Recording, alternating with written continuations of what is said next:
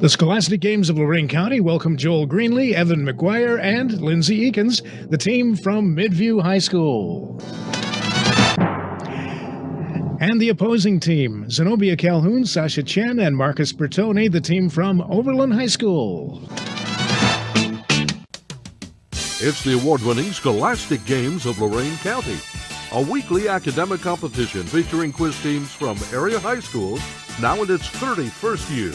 Produced with funding from the Lorain Corporation, from the Alfred T. Askew Fund, administered by the Community Foundation of Lorain County, and from the Nord Family Foundation with support from the Community West Foundation, and presented on WEOL by the Elyria Public Library System. Now here's your quizmaster, Jim Merling. Thank you, David, and welcome to the program. Another Scholastic Games high school quiz, Midview and Oberlin on the program this time. And in just 2 weeks, we'll begin our quarterfinals, consisting of the 8 highest scoring teams. Both of these teams have won before, but they're not the highest scores, and so one of them may move up and possibly get a better opportunity or stay in the quarterfinals, because we have one more winner to declare after this week, and we don't know what their score will be. So that's the excitement involved in this. Let's go to David Mark for the rules of round one. We call this the initial round because it's first, and because every answer will begin with the same letter. Each team will be asked 5 questions, and each answer will have a 10-point value, except for one randomly placed plus points question. That one's worth 20 points. The questions are assigned to the teams by numbers selected by a team captain. Jim? Oberlin won the toss. Zenobia Calhoun is the captain at the Oberlin team. Can you select for us 5 numbers between 1 and 10 for round 1? Our team will do 1, 3, 5, 7, 4. Okay. Well, that's pretty random. W. Wow. W is the letter. All the answers begin with W in this round, and we do go first to Oberlin. This state joined the Union during the Civil War, starting with W. Well, West Virginia, right? West Virginia is correct. We will move on. What does one call the side of a mountain or island that is opposite the leeward side? Word starting with W. Opposite the leeward side of a mountain or an island is called, and we're not getting an answer, it's the windward side, windward. Moving on, the Caine Mutiny won a 1952 Pulitzer Prize for what American novelist? What American writer wrote the Caine Mutiny?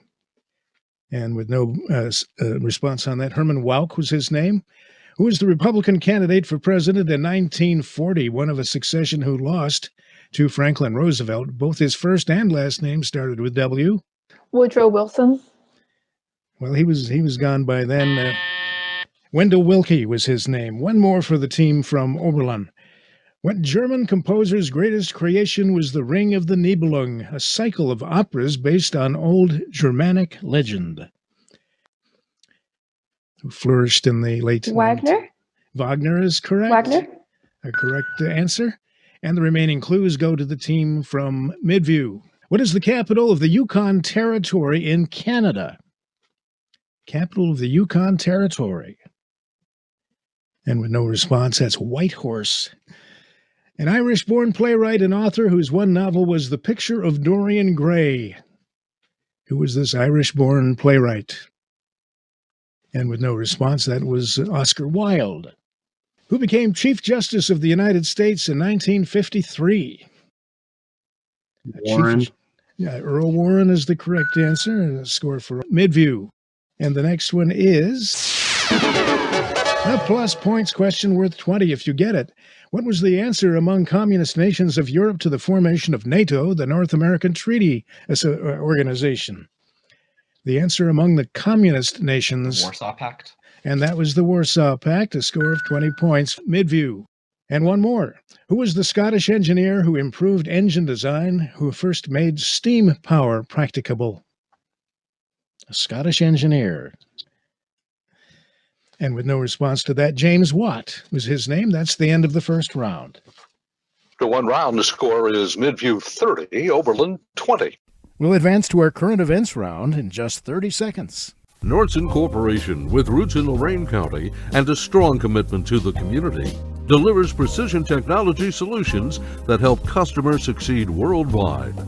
Nordson Corporation engineers and manufactures products for dispensing adhesives, coatings, sealants, biomaterials, and other substances, serving industry in 35 countries. The Scholastic Games team is proud to have Nordson Corporation as our charter benefactor as we salute academic excellence in Lorain County. Now the rules for round 2 from David Mark. Our second round will feature questions from current events and issues.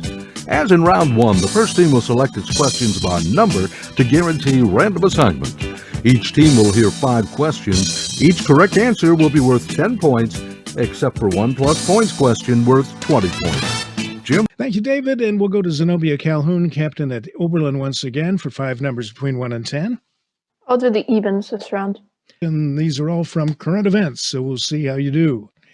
A major winter storm recently blasted through America's South. One state in particular was dramatically affected. At one point, more than 13 million people were without clean running water and electric power. What state took the brunt of this weather disaster? And that's for Oberlin. Texas? And Texas is correct. Your next one is an audio question. These comments were unexpected from a man who voted against impeachment. There's no question, none, that President Trump is practically and morally responsible for provoking the events of the day. No question about it. After the U.S. Senate voted to acquit former President Donald Trump in his second impeachment trial, who's this Republican leader who expressed no doubt of the president's involvement in the January 6th attack? Mitch McConnell? And McConnell is the correct answer. Your next one, a shock for the sports world. What professional golfer was badly injured while driving in Los Angeles on the morning of Tuesday, February 23rd? Tiger Woods? And that's Tiger Woods. I think we got it from a couple people. Another score for Oberlin. Seismologists have actually found a way to map the ocean floor using echoes from the cries of what very loud, as it turns out, the cries of what marine animals? Whales?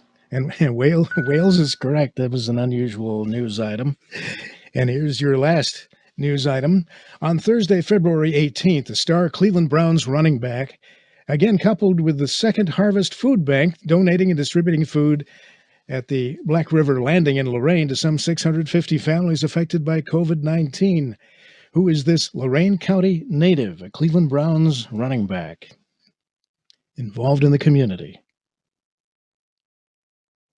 Does anyone have that answer from Oberlin? Kareem Hunt. Kareem Hunt, his organization, Team Kareem. Remaining questions of this round go to the team from Midview. And we begin with the plus points question. Number 1, sounds of a celebration at NASA. Touchdown confirmed. Perseverance safely on the surface of Mars, ready to begin seeking the sands of past life. That was the sound of staffers celebrating the landing of what space vehicle and where? Perseverance rover.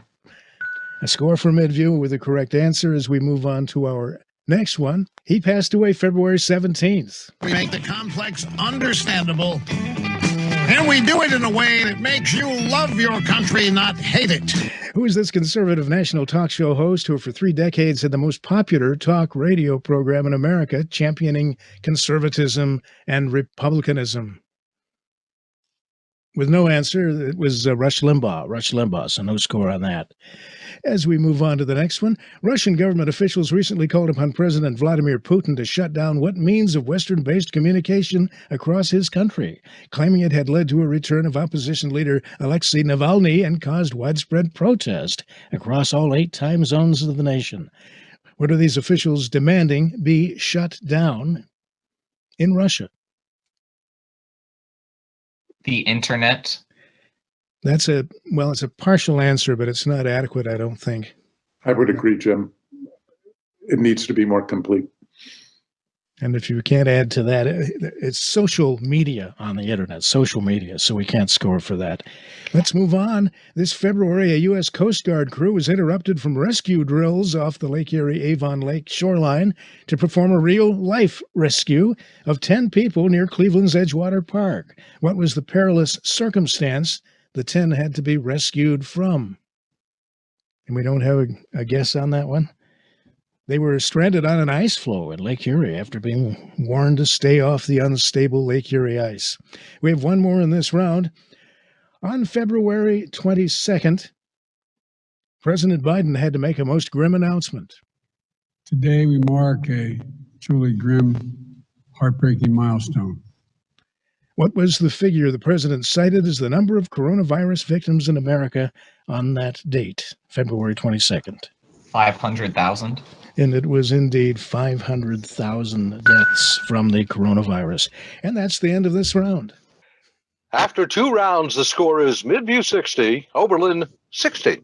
That's a tie score, so that's exciting. We'll be back with our third round and more after a short break. For 160 years, Lake Erie College has been educating students for the world after college. LEC combines a liberal arts education with practical real-life experiences. Lake Erie College in Painesville, Ohio promotes study abroad, offers opportunities for internships both in the U.S. and internationally, and through the design of its curriculum addresses the needs of students who will work in a world that is increasingly interdependent. The size of the college allows students to develop leadership skills and take an active role in various student organizations and in the development of new student programs.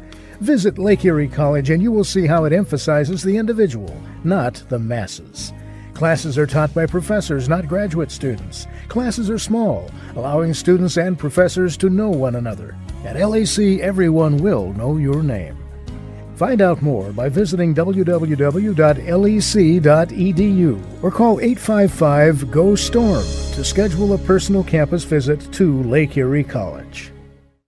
Welcome back to the Scholastic Games on WEOL. It's Midview versus Oberlin this week, and we're up to round 3. Here are the rules from David Mark. The third round has 10 10-point questions like rounds 1 and 2, but all questions will be related to a particular theme. Like earlier rounds, 5 questions will be directed to each team, this time with a set of questions selected by the other team, as the captain selects odd or even-numbered questions. A big difference in this round: when there is an incorrect answer or no answer from the team to which the question is directed, the other team will have a chance to answer it.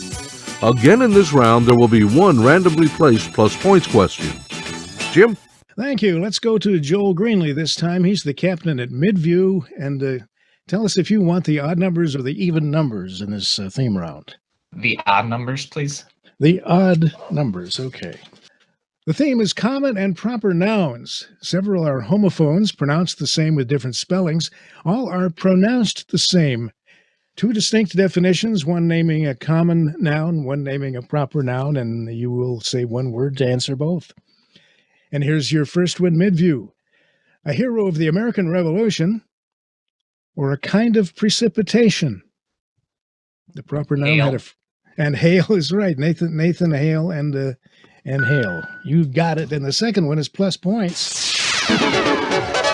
So 20 if you get this answer. 2 former presidents of South Korea, or a big green area in town. Park. And park is right. Park, a common name in Korea. And, of course, a park is a big green area. A Pennsylvania city is the namesake of this British statesman, or a hole in the ground. Borough. No, I don't think so. I'll say that's an incorrect for Midview and let Oberlin try to answer this. A British statesman for whom a Pennsylvania city is named, or a hole in the ground. And we're not getting it from Oberlin either. That's a Pitt, P-I-T-T, Pitt, or P-I-T. The namesake, of course, is Pittsburgh, and a hole in the ground is a pit.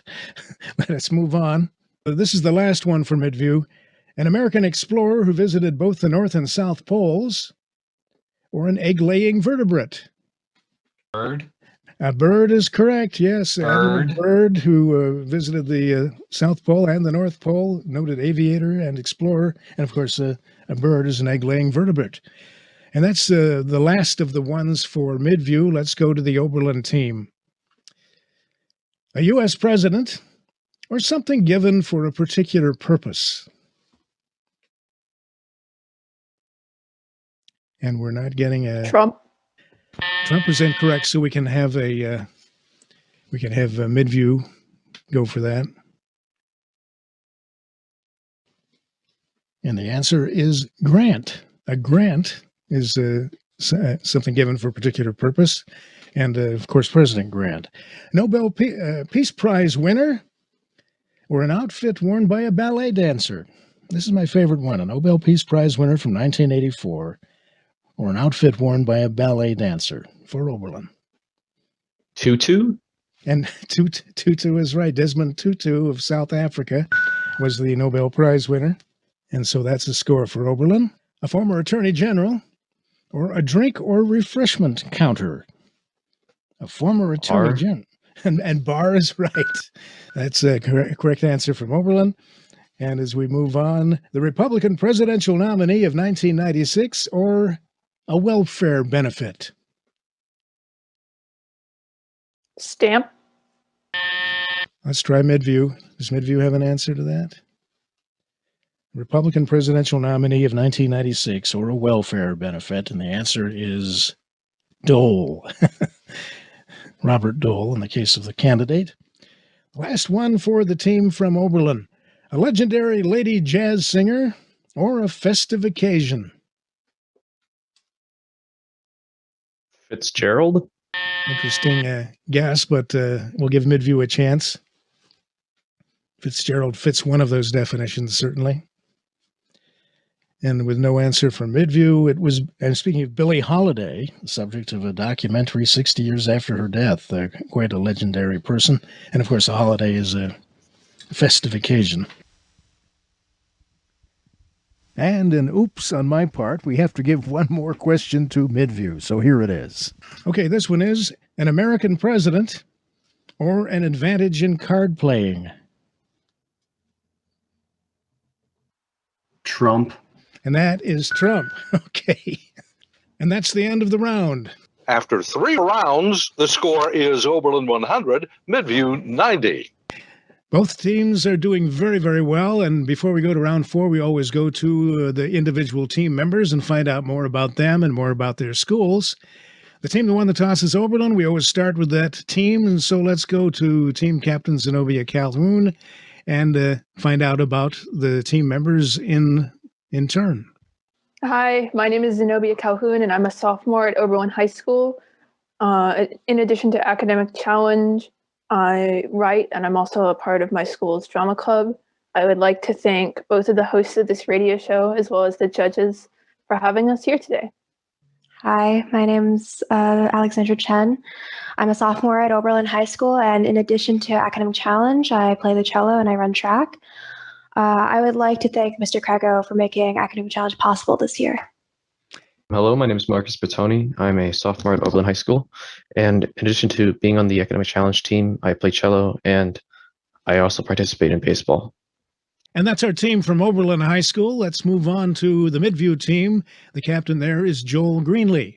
Hello, I'm Joel Greenlee. I'm a junior at Midview High School, and in addition to academic challenge, I'm involved in the band, and I'd like to thank our advisor for making sure that we're prepared for this show. Hi, I'm Lindsay Akins. I'm from Midview High School. I'm involved in academic quiz team. I'm in band at my school, and I play French horn. I'm also a leader of Hats for Humanity, where we donate hats and scarves to the community. I'm very happy to be here, and I'm grateful for this opportunity. Hi, my name is Evan McGuire. I'm a senior at Midview High School. After high school, I plan to attend Bowling Green to study art history. And we've met the teams. We're going to take a short pause, and then we're going to move on to our 4th round. Did you know that 10% of those living in poverty experience homelessness? Help the homeless today at soxplus.org. Sucks Plus is an initiative of Community West Foundation that helps homeless people in Greater Cleveland by collecting socks, boots, clothing, and more for their neighbors in need. Help the homeless today by visiting socksplus.org to learn more. Anyone can give. Anyone can help. socksplus.org to help today. You're listening to the Scholastic Games on WEOL. I'm Jim Merling, and we're going to hear the rules now for our next round from David Mark. People, places, and things are the focus of this round, in which 5 famous people, events, institutions, or famous locations will be described, each with a series of clues of decreasing difficulty. This is traditionally a buzz-in round. In the absence of buzzers, when a team is ready to answer, any team member may interrupt the clue by calling out the name of the team or school. It will stop the asking of the question. An answer coming from the first clue is worth 50 points. After 2 clues, it's worth 40 points, and it diminishes to 30, 20, and 10 points as succeeding clues are required. After either team gives an incorrect answer, that team is eliminated from that particular item, and only the other team may respond and score from the remaining clues. If both teams call out simultaneously and the judges cannot determine which was first, the subject of that series of clues will be discarded. So here we go. The first item is a place. Here's the 50-point clue. It's the largest island in the Mediterranean Sea. For 40 points, mountains Oberlin? and hills. Yes, Oberlin. Yes. Sicily? Sicily is correct, and because I started on the next clue, that is a 40-point answer. Well, we would have gotten down to Palermo in the 10-point clue, that it belongs to the country of Italy in our 20-point. Didn't get to any of those. A big score starting out for Oberlin. Let's move on to a person. For 50 points, this first clue.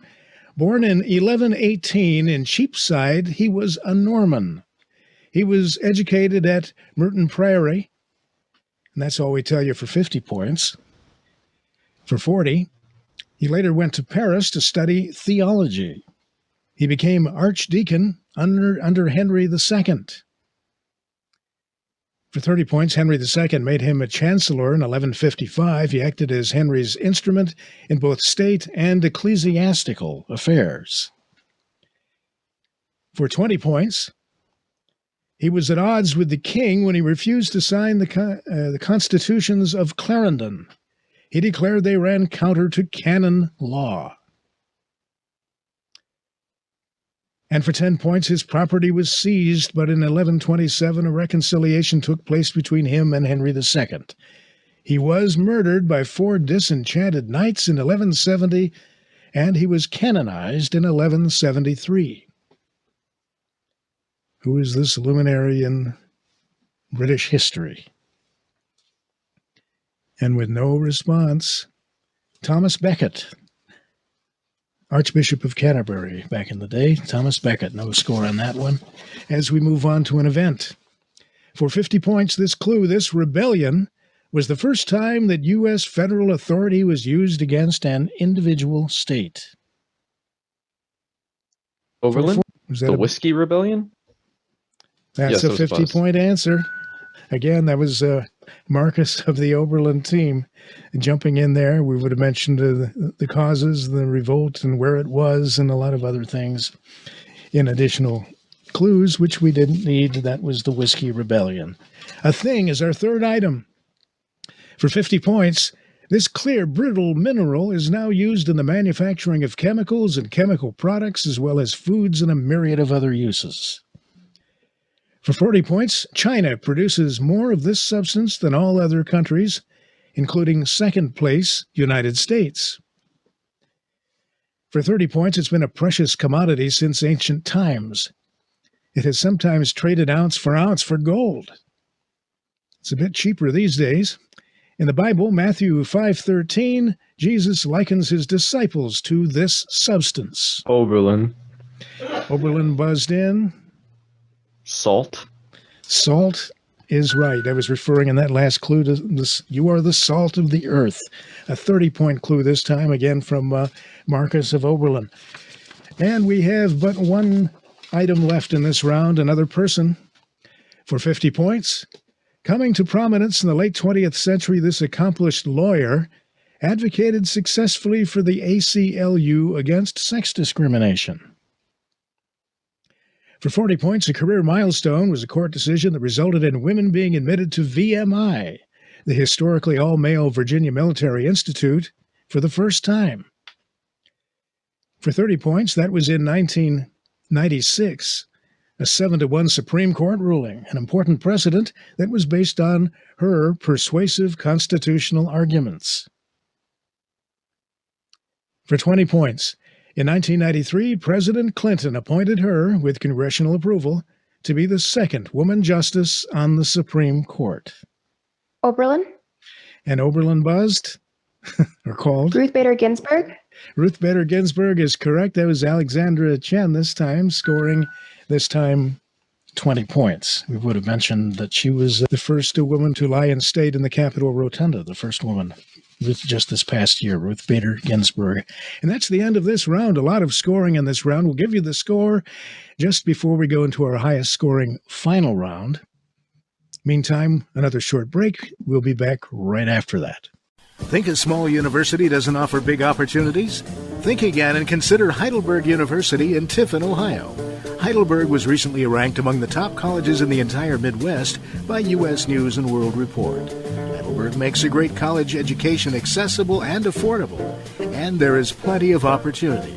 Want to study overseas? Participate in varsity athletics, sing in the choir, prepare for medical school, complete an internship at a Fortune 500 company, lead a student organization? You don't have to pick just one at Heidelberg. You are encouraged to do it all, and they'll help you make it happen. Participation and leadership are emphasized. In fact, that's what employers are looking for, and it's the reason their graduates get jobs in their selected fields when they graduate. Contact the Office of Admissions or visit the Heidelberg website at www.heidelberg.edu. This program, the Scholastic Games of Lorain County, is produced with the support of the Community West Foundation, with funding from Nordson Corporation, the Nord Family Foundation, and the Alfred T. Askew Fund, administered by the Community Foundation of Lorain County. We're presented on WEOL by the Elyria Public Library System. Thank you, David. We're headed into the final segment of the program, the longest and the highest scoring round oftentimes. First, a quick announcement about college support. We thank Ashland University, Baldwin-Wallace University, Tiffin University, Oberlin College, Heidelberg University, Ursuline College, John Carroll University, Lake Erie College, Lorain County Community College, the University of Findlay, and in connection with this particular program, Oberlin High School's tuition credit awards will be to Heidelberg University and the University of Findlay, and to Midview High School, tuition credits are awarded to Lake Erie College and the University of Findlay. Now let's go to David Mark for an update on the score as we enter our final round. Thank you, Jim. After the fourth round, the score is Oberlin 240 and Midview 90. Okay, a big lead for Oberlin, but a lot of scoring is ahead. Here are the rules for our final round. This is our fifth and final round in today's competition. This program is heard on WEOL 930 on the AM dial, and this round will consist of 9 minutes and 30 seconds of toss-up and bonus questions. Toss-up questions will be directed to the two teams in alternation, beginning with the team that went second in the first two rounds.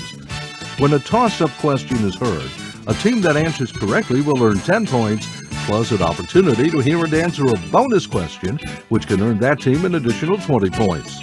When an incorrect answer is given, the team will lose 10 points, and the other team will be given a chance to hear the entire question and score accordingly. When a team answers the other team's question, the following toss-up question will still be directed to that team.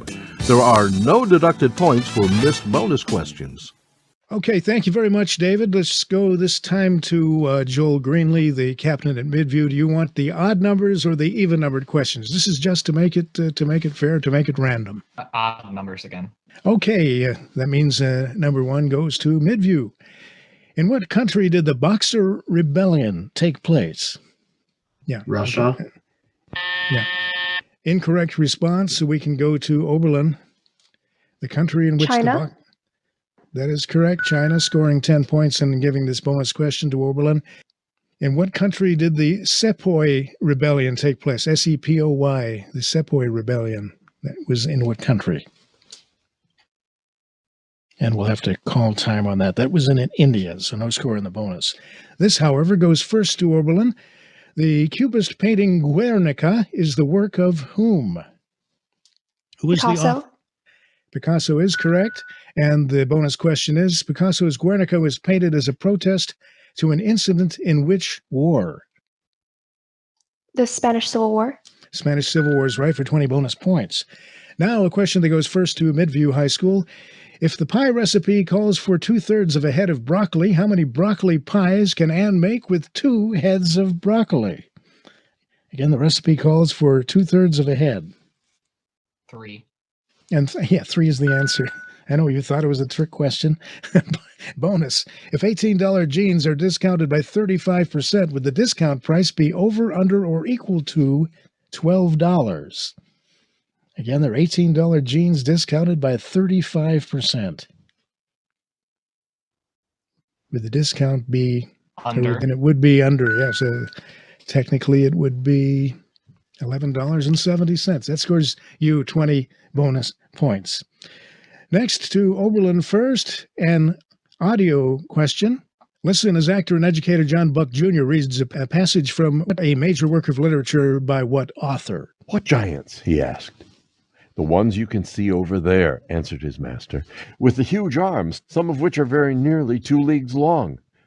"Now look, your grace," answered Sancho, "what you see over there aren't giants, but windmills." Who wrote this classic of Spanish literature, of which we heard an English translation? And that's a question for Oberlin. And with no answer from Oberlin, does someone from Midview have the answer? The writer of that classic of Spanish literature. Well, that was from Don Quixote, written by Cervantes. This one goes first to Midview. From which play by Shakespeare would you find the line, "All the world's a stage and all the men and women merely players"? It's a 4-word title. A play by Shakespeare that contains the line, "All the world's a stage and all the men and women are merely players."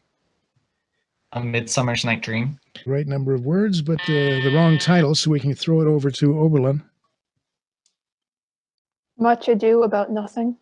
And that also is the right number of letters, but it was As You Like It, As You Like It. This one goes first to Oberlin. Within 5 years, when did Congress pass the Social Security Act? Within 5 years. When did Congress pass the Social Security Act? 1947? And it is an incorrect answer. Midview can answer if they can give it within 5 years. And we're not getting an answer.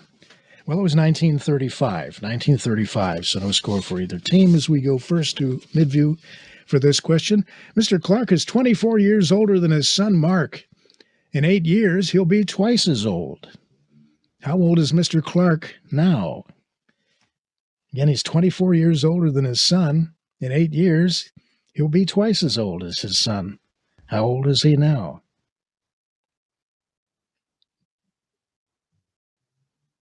$40. And 40 is right. 40 is correct. In 8 years, he will be 24 times 2, 48, so 40 now. Bonus. If a plus b equals 9 and a minus b equals 3, a squared minus b squared equals what? A plus b equals 9. A minus b equals 3. So a squared minus b squared should be what number? And this is a tough one to do. 25. And 25 is incorrect, and it's a bonus question, so we don't give the other team a chance. It's 27. 27. A is 6, B is 3, so the squares are 9 and 36. Subtracting 9 from 36 is 27. For Oberlin first, botany is to plants as entomology is to what? Botany is to plants as entomology is to what? Humans? Insects. We have to, the first answer we heard was humans, so we give Midview a chance to answer it. Insects. and insects is correct, but we have to take the first answer we hear. So this is a bonus question for Midview now. Ornithology is the study of what? Birds. And birds is correct, scoring 20 points for Midview. Another audio question, a composer to identify.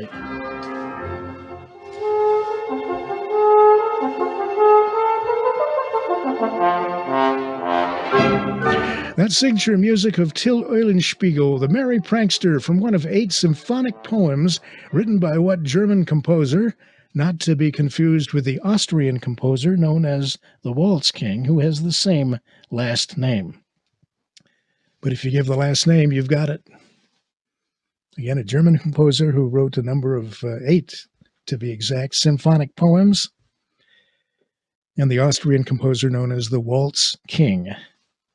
And again, that's for Midview. And with no answer, we'll let Oberlin, if they know it.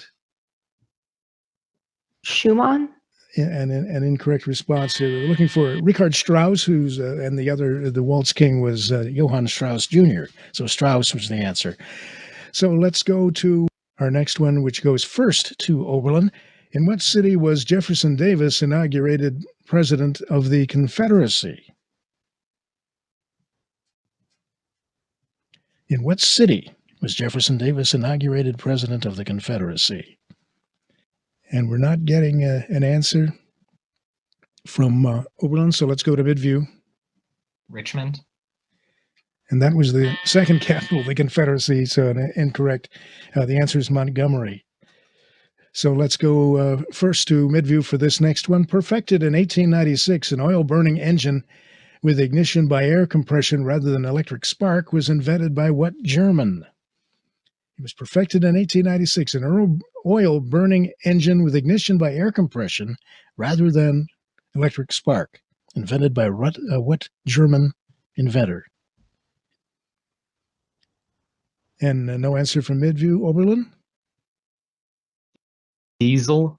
Diesel is correct. Okay, that's a 10-point score for Oberlin, and the bonus question is, named for another German inventor, a Wankel engine is a gasoline engine that has a rotor instead of what? A piston. Piston is correct for 20 bonus points to Oberlin. Moving on, an audio question that goes first to Oberlin by John Buck again. Who is the writer? Not until I went into the churches of America and heard her pulpits aflame with righteousness did I understand the secret of her genius and power. America is great because she is good, and if America ever ceases to be good, she will cease to be great. Originally in French, who is the author of these words in his acclaimed 19th century book, Democracy in America?